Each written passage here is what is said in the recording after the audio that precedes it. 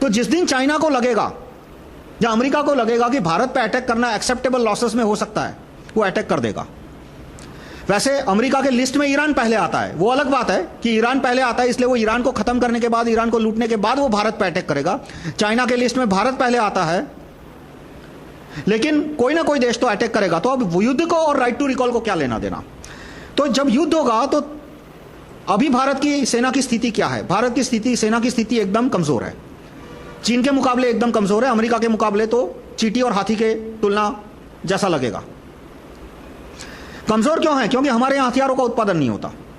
जैसे ब्रह्मोस मिसाइल है, उसका कोर मेड इन रशिया है। AK-47 मिसाइल राइफल बनती है, लेकिन राजस्थान की रेत में और कश्मीर की बर्फीली पहाड़ों में काम नहीं आती। वहां पे AK-100 राइफल यूज करते हैं, मेड इन बल्गेरिया की, मेड इन रोमानिया की। रोमानिया और बल्गेरिया जैसे देश AK-100 राइफल बना रहे हैं, हमारे यहां नहीं बन रही। बोफोर्स के तोप के गोले भी इंपोर्ट होते थे, 1990 तक तो होते थे, 1999 तक जो कारगिल का युद्ध हुआ उसमें बोफोर्स के तोप के गोले इंपोर्टेड थे। भारत में बोफोर्स के तोप तो छोड़ो, तोप के गोले बनाने की भी एक भी फैक्ट्री नहीं थी। और जब कारगिल का युद्ध हुआ तब हमारे पास एक भी लेसर गाइडेड बम नहीं था, एक भी लेसर गाइडेड मिसाइल नहीं था, इसलिए हमारे 800,000 सैनिक मरे। यदि हमारे पास लेसर गाइडेड बम होता या लेसर गाइडेड मिसाइल होता तो हमारा एक भी सैनिक नहीं मरता। लेसर गाइडेड बम अमेरिका ने बनाया 1960 में, रशिया ने बनाया 1970 में, चाइना ने बनाया 1980 में। हमारे पास एक भी लेसर गाइडेड बम नहीं था। और अभी भी जो लेसर गाइडेड बम है वो सारे मेड इन फ्रांस है। हमारे अधिकतर नहीं, सारे वॉर प्लेन इंपोर्टेड है। कोई मेड इन रशिया है, कोई मेड इन फ्रांस है, कोई मेड इन ब्रिटेन है। जबकि चीन है वो सारे नहीं, लेकिन काफी हथियार खुद बनाता है। और इसमें कॉस्ट डिफरेंस आता है और ट्रोजन भी आता है। मतलब ये पूरे में एक मिलिट्री का अलग वीडियो है, उसमें मैंने डिस्कस किया है। पर अंत में हमें एक ऐसी सरकार तैयार करनी चाहिए हम भारतीयों को, सारे कार्यकर्ताओं की, जिसमें भारत के अंदर अधिक से अधिक हथियारों का उत्पादन होता हो। मेरा जो स्वदेशी का कंसेप्ट है उसमें सबसे पहले आता है हथियार। स्वदेशी मैं कब देश को आत्मनिर्भर कहूंगा? जब वो सारे हथियार खुद बनाता हो। जो देश सारे हथियार खुद बनाता है वो सच्चे सेंस में आत्मनिर्भर है।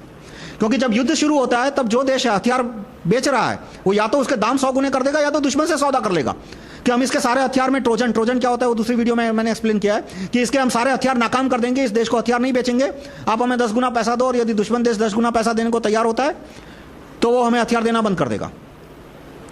तो अब लेकिन ऐसी सरकार लाना कि जो कि बड़े पैमाने पे हथियारों का उत्पादन करती हो, वो आसान काम नहीं है। हथियारों के उत्पादन के लिए ऐसा नहीं है कि सिर्फ बजट में डाल दिया कि 1 लाख करोड़, 2 लाख करोड़, 5 लाख करोड़ हथियारों का उत्पादन शुरू हो गया। जमीनी स्तर पे, बॉटम लेवल पे टेक्नीशियन की एफिशिएंसी, इंजीनियर की एफिशिएंसी, जो छोटे फैक्ट्री, जो एक छोटा आदमी फैक्ट्री चला रहा है 10 लेबरर की, 15 लेबरर की, उसकी एफिशिएंसी वो बहुत मायने रखती है। क्योंकि ये एंसिलरी बनाते हैं। एंसिलरी यानी कलपुर्जे, छोटे मोटे पार्ट्स, स्पेयर पार्ट्स बोलो या साइड पार्ट्स बोलो। एक टैंक होता है तो उसके अंदर 1 लाख से ज्यादा छोटे मोटे पार्ट्स होते हैं और अधिकतर पार्ट्स है वो छोटी फैक्ट्रियों में बनते हैं। 10 लेबरर, 15 लेबरर, 20 लेबरर, ऐसी छोटी फैक्ट्रियों में बनते हैं। और उस फैक्ट्री का जो मालिक होता है, उसका जो टेक्नीशियन होता है, उसकी एफिशिएंसी पे काफी डिपेंड करता है। आज हमारे यहाँ फैक्ट्री ओनर जो है, जो छोटी फैक्ट्री चलाते हैं, उसकी एफिशिएंसी बहुत कम है। कम क्यों है? क्योंकि 15 अफसर उसे रिश्वत मांगने आते हैं। प्रोविडेंट फंड वाला आएगा, कस्टम वाला आएगा, एक्साइज वाला आएगा, पॉल्यूशन कंट्रोल बोर्ड वाला आएगा, ये म्यूनिसिपैलिटी के जो एस्टेट डिपार्टमेंट होता है कि भाई तुम्हारा ये कंस्ट्रक्शन इलीगल है, ये कंस्ट्रक्शन इलीगल है। फिर रियल एस्टेट के दाम बहुत बढ़ गए हैं, जिसकी वजह से फैक्ट्री मालिक को बहुत ही इंटरेस्ट लॉस आता है, या तो उसको रेंट उसका बहुत बढ़ गया है। मतलब 20 फैक्टर होते हैं, 20-25 अलग अलग कानून होते हैं जिससे वो प्रभावित होता है। और वो सारे कानून, कम से कम अधिकतर कानून, सारे नहीं तो, लेकिन अधिकतर कानून जब तक ठीक नहीं होते तब तक एक छोटे फैक्ट्री का मालिक है उसकी एफिशिएंसी बढ़ेगी नहीं। और वो एफिशिएंसी पूरे देश की एक एक इकोनॉमी के हिस्से को टच करता है। और सबसे ज्यादा महत्वपूर्ण होता है हथियारों का उत्पादन और उसको वो effect. Right to recall movement जो मैंने स्टार्ट किया, उसका एक गोल ये भी है कि भारत में ज्यूरी प्रथा लाना। तो ज्यूरी सिस्टम आएगी और राइट टू रिकॉल आएगा, उसके बाद जो छोटे उद्योग करता है उनकी एफिशिएंसी बढ़ेगी, उन पर जो करप्शन का बर्डन है वो कम होगा। और इससे जो छोटे मोटे पार्ट्स बनाने वाली फैक्ट्रियां हैं उनकी एफिशिएंसी बढ़ेगी, उनके पार्ट्स की क्वालिटी इंप्रूव होगी। और इससे धीरे धीरे देश में बड़े कलपुर्जे बनेंगे और बड़े कलपुर्जों के साथ साथ हथियार बनने शुरू होंगे।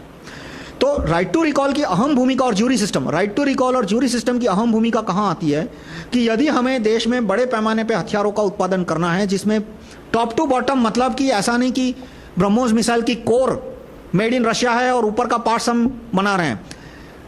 देश में प्लेन बनता है, जैसे तेजस एयरक्राफ्ट बना, लेकिन उसके चिप्स, उसके अंदर जो चिप्स है वो सारे इंपोर्टेड है। जो ऐसे हथियार की जिसमें सारे स्पेयर पार्ट उसके मेड इन इंडिया हो, वो बहुत जरूरी है। और ये तब मुमकिन है कि जब हमारे यहां ग्राउंड लेवल पे ज्यूरी सिस्टम हो जो कि छोटे उद्योगकर्ता को बचा सके, और राइट टू रिकॉल जो कि मिडिल लेवल पे और हायर लेवल पे जो अफसर होते हैं उनकी इनडिसिप्लिन कम कर सके और उनकी एफिशिएंसी बढ़ा सके।